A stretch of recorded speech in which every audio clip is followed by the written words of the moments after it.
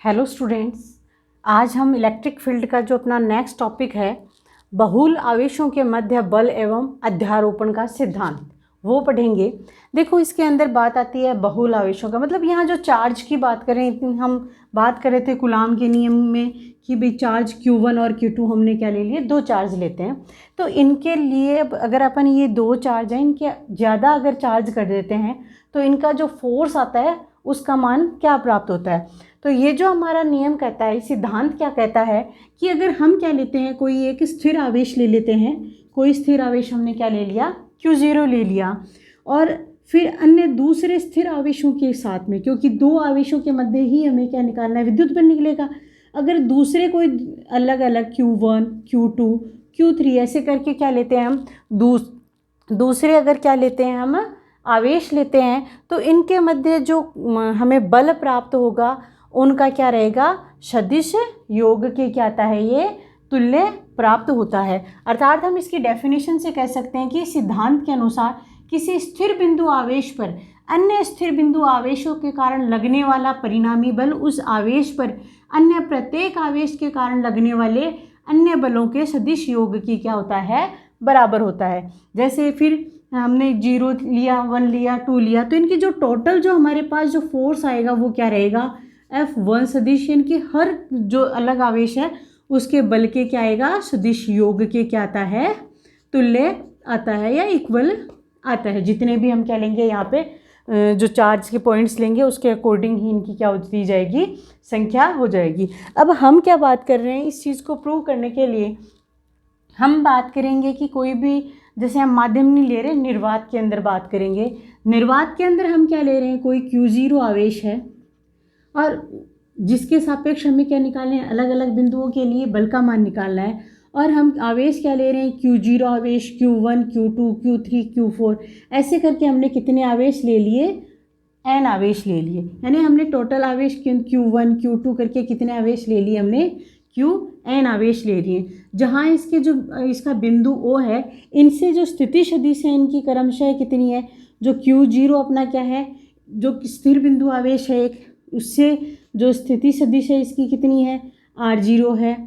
Q1 से कितनी आ जाएगी, R1 आ जाएगी। Q2 से कितनी आ जाएगी, R2 आ जाएगी। और n बिंदु से कितनी आ जाएगी, Rn ले लेंगे। और इनको किस रूप में ले लेंगे, हम एक वेक्टर रूप में ले लेंगे। और इन जो जैसे Q0 और जो Q1 बिंदु है, इनके लिए Q1 पर जो बल लग रहा है इस Q0 के कारण वो कितना है, F01 है। और इनके मध्य जो स्थिति सदिश का मान कितना है, R01 सदिश। इसी प्रकार जो बिंदु हमने कौन सा लिया, दूसरा स्थिर बिंदु आवेश लिया है Q2, इसके कारण Q2 आवेश पर इस Q0 के कारण लगने वाला बल है F02। और यहाँ जो स्थिति सदिश का मान आ जाएगा वो क्या जाएगा, R02। इसी प्रकार हम कितने n आवेश ले रहे हैं, तो जो nवा आवेश है Qn, तो इसकी जो स्थिति सदिश है कहाँ से, 0 जो O बिंदु है उससे कितनी आ जाएगी, यहाँ Rn मान ली। और Qn जो आवेश पर Q0 आवेश के कारण जो लगने वाला बल है वो कितना है, F0n है। और इसके जो बीच की जो दूरी है यानी कि स्थिति सदिश है वो कितना आ जाएगा, R0n। तो जो अध्यारोपण के सिद्धांत से अपने पास जो क्वेश्चन आता है वो क्या बन जाता है फिर यहाँ से, कि F सदिश इनकी FO जो मूल अपन ले रहे हैं, यहाँ से क्या जाएगा, F01 सदिश प्लस क्या जाएगा, F02 सदिश, और कितने आवेश ले रहे हैं हम, 0n सदिश। इनकी Q0 आवेश के कारण Q1 पर लगने वाला बल, Q0 आवेश के कारण Q2 आवेश पर लगने वाला बल, और इसी प्रकार Qn आवेश पर Q0 आवेश के कारण लगने वाला बल प्राप्त हो जाएगा। बात यहाँ से किसकी करेंगे अपन, कूलाम के नियम की। कूलाम के नियम में क्या, दो आवेश चाहिए, तो यहाँ जो Q0 और Q1 आवेश है, तो यहाँ कूलाम के नियमानुसार हमें क्या मिलता है कि Q0 Q1 अपॉन क्या आता है, R²। तो यहाँ जो 0 और 1 है इनके बीच की जो स्थिति सदिश है वो क्या है, R01।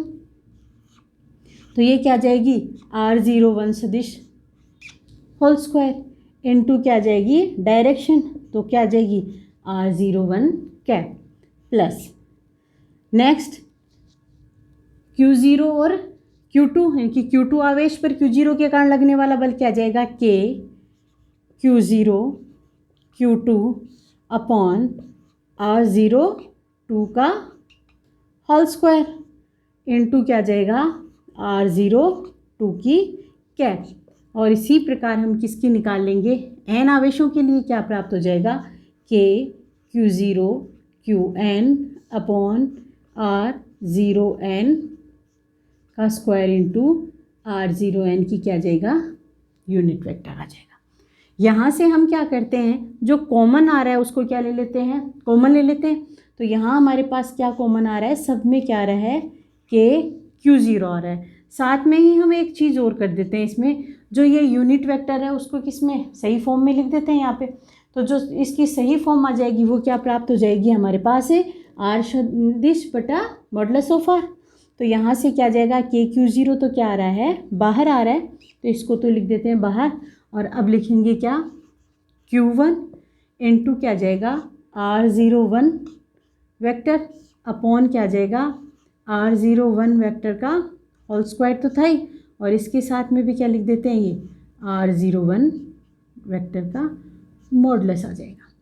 प्लस क्या है next, Q2 K Q0 common आ गया है, इंटू क्या जाता है यहाँ R02 का मॉडुलस का स्क्वायर, और ये आ जाएगा R02 का vector upon modulus of R0 और 2। इसी प्रकार किसके लिए बात कर लेंगे हम, एनवे के लिए। तो ये Qn अपॉन क्या जाता है R0n वेक्टर का स्क्वायर इंटू क्या जाएगा R0n vector upon modulus of R0n। और हमारे पास साथ में क्या प्राप्त होता है, K Q0 साथ में लिख देंगे हम Q1 R01 वेक्टर अपॉन आ जाएगा मॉडुलस ऑफ R01 का cube plus Q2 upon modulus of R02 का क्यूब इंटू आ जाएगा R02 वेक्टर, और n के लिए आ जाएगा Qn R0n whole cube into R0n vector.